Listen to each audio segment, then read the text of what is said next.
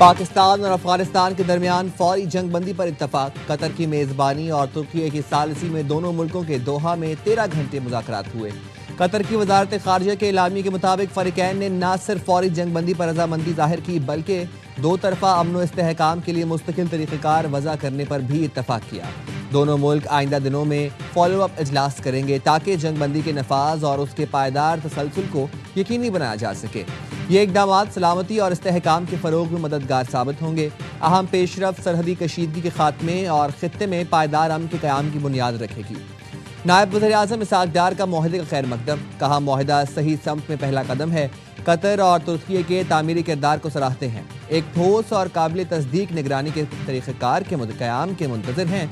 मज़ीद जानों के ज़िया को रोकने के लिए तमाम कोशिशें बरूए कार लाना ज़रूरी है।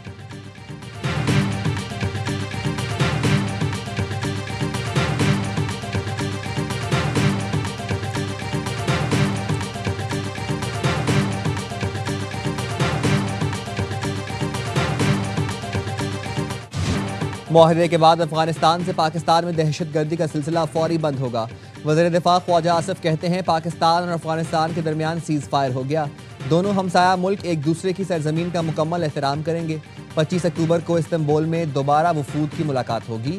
कतर और तुर्की के ताउन पर पाकिस्तान और अफगानिस्तान शुक्रगुजार हैं। तहरीक इंसाफ का पाक अफगान अमन मुआहदे का खैर मकदम। असद कैसर ने कहा, दहशतगर्दी के खात्मे और तिजारत के फ़रोग के लिए मुज़ाकरात ज़रूरी हैं। पाक अफगान तिजारत से तरक्की और खुशहाली के नए दरवाजे खुल सकते हैं।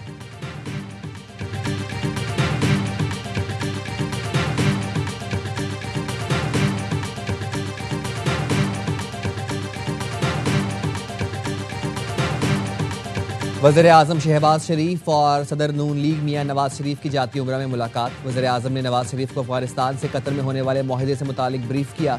मुलाकात में मौजूदा मुल्की और सियासी सूरत हाल पर तबादला ख्याल किया गया। वज़ीर आज़म शहबाज शरीफ से वज़ीर दाखिला की मुलाकात। मोहसिन नकवी ने मुल्क में अमन व अमान की सूरत हाल पर ब्रीफिंग दी।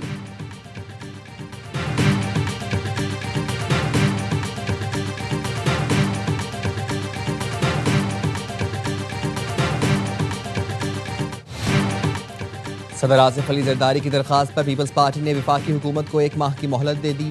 पीपल्स पार्टी के सेंट्रल एग्जीक्यूटिव इजलास की अंदरूनी कहानी सामने आ गई। ज़राए के मुताबिक CEC इजलास में अरकान की जानिब से हुकूमत से इत्तेहाद के खात्मे का मुतालबा भी सामने आ गया। अरकान ने कहा, पीपल्स पार्टी की क़यादत चुटकी बजाकर वफाक में हुकूमत गिरा सकती है। पार्टी क़यादत हुक्म दे तो नून लीग को टफ टाइम देंगे। इत्तेहाद पीपल्स पार्टी की नहीं, नून लीग की ज़रूरत है। इजलास में सदर आसिफ अली जरदारी नून लीग के खिलाफ कोई भी फैसला लेने के हक में नहीं थे। ज़राए ने बताया, सदर आसिफ अली जरदारी ने अरकान से कहा, मुझे 1 माह का वक्त दें, तमाम मामला दुरुस्त हो जाएंगे। वज़ीर आज़म और नायब वज़ीर आज़म ने मसाइल के हल का वादा किया है। CEC का इजलास 1 महीना बाद दोबारा रख लें।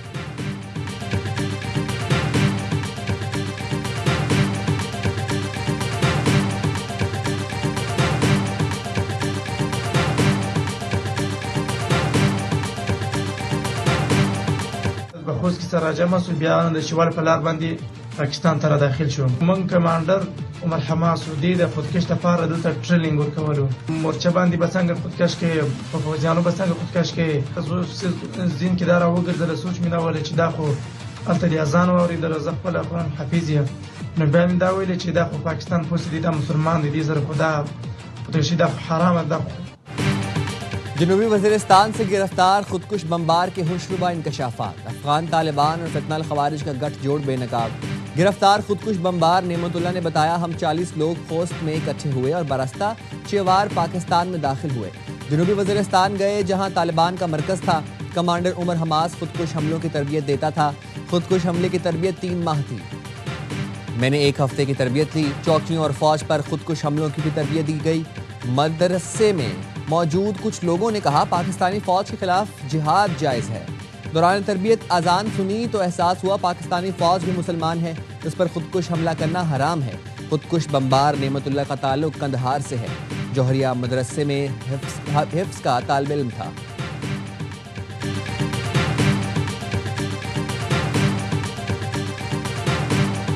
चालीस साल से इस मुल्क में दहशत गर्दी और फितना और फसाद फैला रहे थे, उनका भी नाटका जो है ना वो आज से 4 दिन पहले बंद हो गया।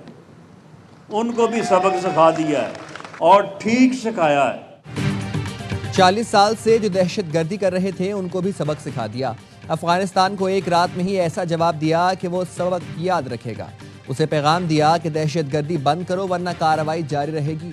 वज़ीर-ए-आज़म के मुशीर राना सनाउल्लाह का फैसलाबाद में जलसे से खिताब। कहा, फील्ड मार्शल की क़यादत में मार्का हक में भारत को धूल चटाई। आज पाकिस्तान की पूरी दुनिया में इज्जत है।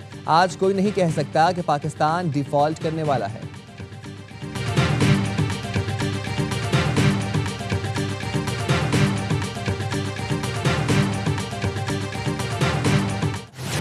पाकिस्तान मुखालिफ प्रोपेगेंडे से इनकार पर अफगान तालिबान रजीम ने शमशाद न्यूज़ की नशरियात बंद कर दी। ज़राए ने बताया, अफगान तालिबान रजीम ने शमशाद न्यूज़ की टीवी, रेडियो और सोशल मीडिया सर्विसेज एक साथ मुअत्तल कर दी। कौमी टेलीविज़न की नशरियात 3 सूबों कंधार, तखार और बादगैस में मुअत्तल की गई। बंदिश की वजह पाकिस्तान मुखालिफ प्रोपेगेंडा ना करना और अफगान तालिबान रजीम का मौक़िफ़ नशर ना करना है। अफगान जर्नलिस्ट सेंटर का कहना है, मीडिया पर दबाव में तशवीशनाक हद तक इजाफा और आज़ादी इजहार मजीद महदूद कर दी गई।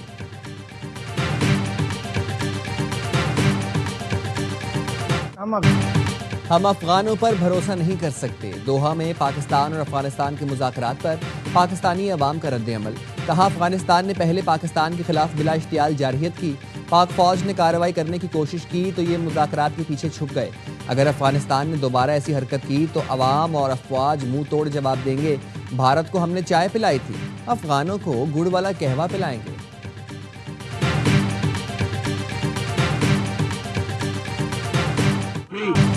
पाकिस्तान का पहला हाइपर स्पेक्ट्रल सैटेलाइट मदार में पहुंच गया। सैटेलाइट को चीन से खला में भेजा गया। HS-1 सैटेलाइट मदार में पहुंच गया। तर्जुमान दफ्तर खारजा के मुताबिक सैटेलाइट जदीद हाइपर स्पेक्ट्रल इमेजिंग टेक्नोलॉजी से लैस है। सैलाब, लैंडस्लाइडिंग और दीगर कुदरती आफात की पेशगोई में मदद देगा। ज़मीन के इस्तेमाल, फसलों में पानी और शहरी तरक्की का दुरुस्त तज्जिया मुमकिन होगा। डिप्टी वज़ीर-ए-आज़म इसहाक डार ने पाकिस्तान और चीनी साइंसदानों की काविशों को सराहा। स्पार्को ने खलाई टेक्नोलॉजी के जरिए कौमी तरक्की के अज़्म को दोहराया। रवां साल खला में भेजा जाने वाला ये पाकिस्तान का 30वां सैटेलाइट है। गवर्नर सिंध कामरान टेसोरी ने पाकिस्तान के पहले हाइपर स्पेक्ट्रल सैटेलाइट की कामयाब लॉन्च पर कौम को मुबारकबाद दी।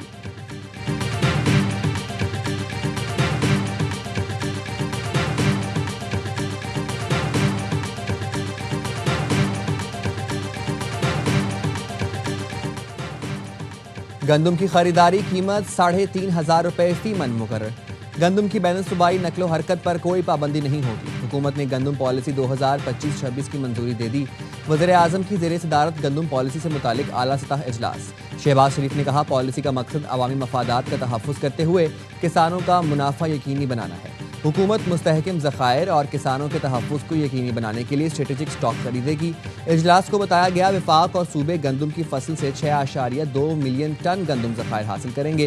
वज़ीर-ए-आज़म ने इत्तफ़ाक़ राय पर मबनी पॉलिसी तैयार करने में सूबाई हुकूमतों के ताउन को सराहा।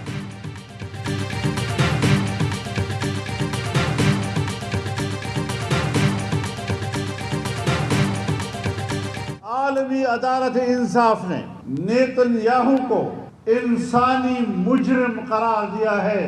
अगर सद्दाम हुसैन पर मुकदमा चलाया जाता है कि तुमने लोगों को कत्ल किया है, तो फिलिस्तीन के अवाम का कत्लेआम।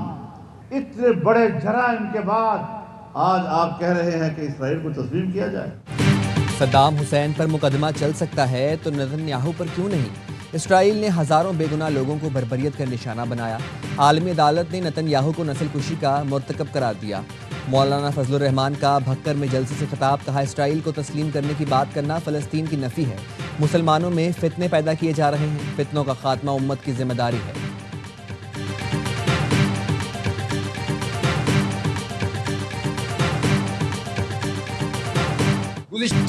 हुकूमती जमातों ने तालीम और नौजवानों के लिए कुछ नहीं किया। 12 साल से खैबर पख्तूनख्वा पर मुसल्लत PTI ने हर शोबा तबाह किया। सूबे में 50 लाख बच्चे स्कूलों से बाहर हैं। सिर्फ मालाकंद डिवीजन में सैकड़ों स्कूल्स की इमारतें मखदूश हैं। अमीर जमात इस्लामी हाफिज नईमुर रहमान का मालाकंद में बनो काबिल एंट्री टेस्ट की तकरीब से खिताब। कहा, बनो काबिल गेम चेंजर और इस मुल्क का मुस्तकबिल है।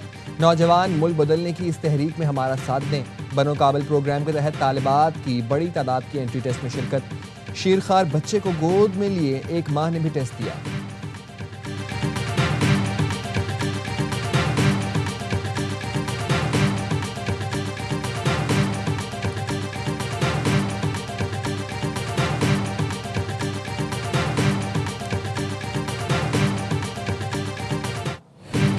लाहौर के बाद रावलपिंडी में भी वर्ल्ड चैंपियन को गिराने की तैयारी। पाकिस्तान ने मिशन व्हाइट वॉश लॉक कर लिया। पाक जनूबी अफ्रीका दूसरा टेस्ट आज से पिंडी स्टेडियम में खेला जाएगा। प्रैक्टिस सेशन में दोनों टीमों की तैयारी फाइनल। कौमी टीम में एक तब्दीली मुतवक्किल, हसन अली की जगह स्पिनर को शामिल किया जाएगा। कौमी टीम के हेड कोच अजहर महमूद कहते हैं टीम में तब्दीली का हतमी फैसला पिच देखकर करेंगे। जनूबी अफ्रीकी कप्तान ने कहा स्पिन चैलेंज का अंदाजा है। मार्करम की केशव महाराज के फिट होने की भी तस्दीक। शाहीनों को 2 मैच की सीरीज में 1-0 की नाकाबिले शिकस्त बरतरी हासिल। दूसरा टेस्ट भी ए स्पोर्ट्स पर बराह रास्त दिखाया जाएगा।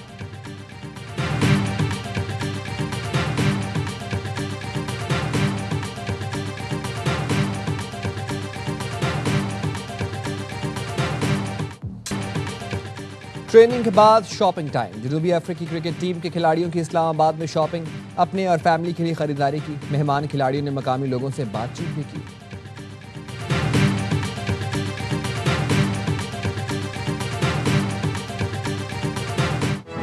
स्मोक के खिलाफ हुकूमत पंजाब का ग्रैंड ऑपरेशन। सीनियर सूबाई वजीर मरियम औरंगजेब कहती हैं वज़ीर आला मरियम नवाज की हिदायत पर 9 महकमे फील्ड में मुतहरिक हैं। ड्रोन्स के जरिए भट्टों की निगरानी और लाइव रिपोर्टिंग जारी है। Smoke gun, air quality monitors और एंटी स्मोक मशीनरी इस्तेमाल की जा रही है। पंजाब की तारीख में पहली बार AQI फोरकास्टिंग की मदद से ऑपरेशन किया गया। मौसमियाती डेटा सेंटर की पेशगी निशानदेही पर हॉटस्पॉट्स में फौरी कार्रवाइयाँ की। ट्रैफिक पुलिस ने ट्रकों और मालबरदार गाड़ियों की नकलो हरकत पर पाबंदी लगा दी।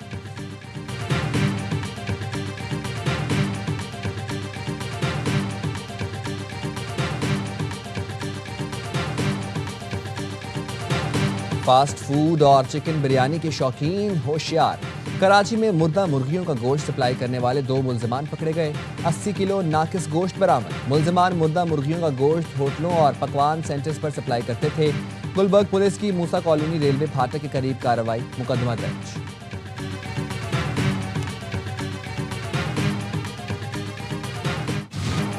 कराची की अफगान बस्ती में ऑपरेशन जारी। पुलिस के मुताबिक मजमूई तौर पर 1200 से ज्यादा मकान गिराए गए। अफगान बस्ती मुकम्मल मिसमार करने में मजीद 10 दिन लग सकते हैं। मुमकिना हंगामे के पेश नज़र पुलिस की नफरी अतराफ में मौजूद रही।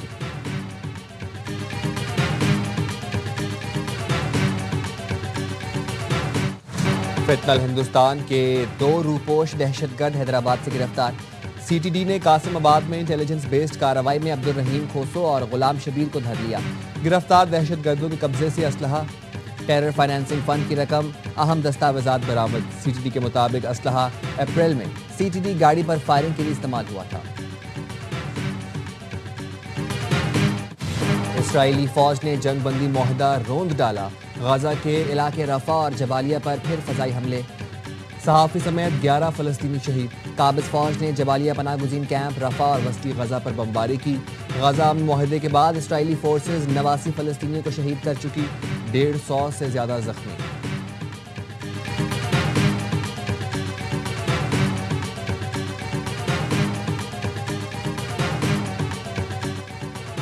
इसराइल का हमास पर जंग बंदी का इल्ज़ाम। इसराइली हुकाम का कहना है हमले हमास की जानिब से जंग बंदी की खिलाफ वर्जी के बाद किए गए। हमास ने हमलों को बिला जवाज करार देते हुए कहा इसराइली जारहियत जंग बंदी पर अमल दरामद में रुकावट बन सकती है। इसराइली बमबारी से इसराइली कैदियों के लिए सर्च ऑपरेशन मुतासर हो सकता है। मजीद एक इसराइली कैदी की लाश मिल गई है। हालात साजगार हुए तो इतवार को लाश इसराइल के हवाले की जाएगी। हमास वफ्द अमन मुआहदे पर मजीद पेशरफ्त के लिए काहिरा पहुंच गया।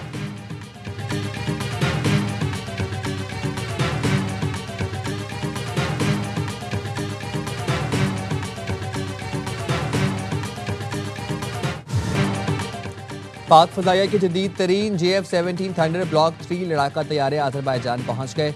शाहीनों की आज़रबाईजान तक नॉन स्टॉप फ्लाइट दौरान परवाज IL-78 टैंकर से रीफ्यूलिंग की सलाहियत का भी अमली मुजाहरा किया गया।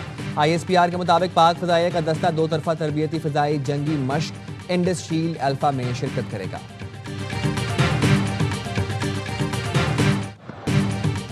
वुमेन्स वर्ल्ड कप में भारतीय टीम फिर चौक कर गई। इंग्लैंड के खिलाफ भी जीत के इंतहाई करीब आकर शिकस्त खा गई। इंदौर में इंग्लैंड की टीम 4 रन से फतह समेट कर सेमीफाइनल में पहुंच गई। इंडियन टीम 289 रन के ताकुब में 6 विकेट पर 284 रन बना सकी। मंधाना के 88 और हरमनप्रीत के 70 रन रहेगा। इंग्लैंड ने पहले खेलकर 8 विकेट पर 288 रन जोड़े। हैदर नाइट जारहाना सेंचुरी पर मैच की बेहतरीन खिलाड़ी करार।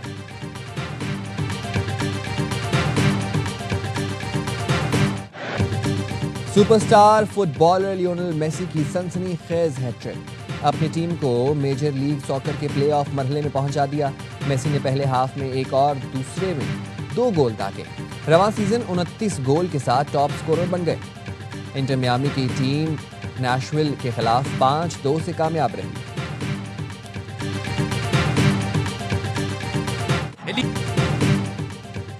सुपरस्टार फुटबॉलर रोनाल्डो के प्रोफेशनल करियर का 949वां गोल। अल नसर ने अल फतह को 5-1 से आउट क्लास कर दिया। मैच के बाद रोनाल्डो के जश्न की वीडियो सोशल मीडिया पर वायरल हो गई।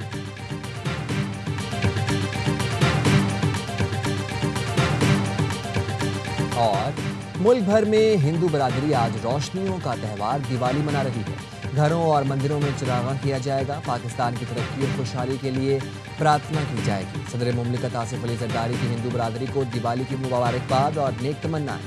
पैगाम में कहा, दिवाली अंधेरे पर रोशनी और बदी पर नेकी के गलबे की अलामत है।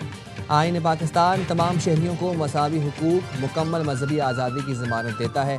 तालीम, तिजारत, अवामी खिदमत के शोबों में हिंदू बरादरी की खिदमत काबिल तहसीन है।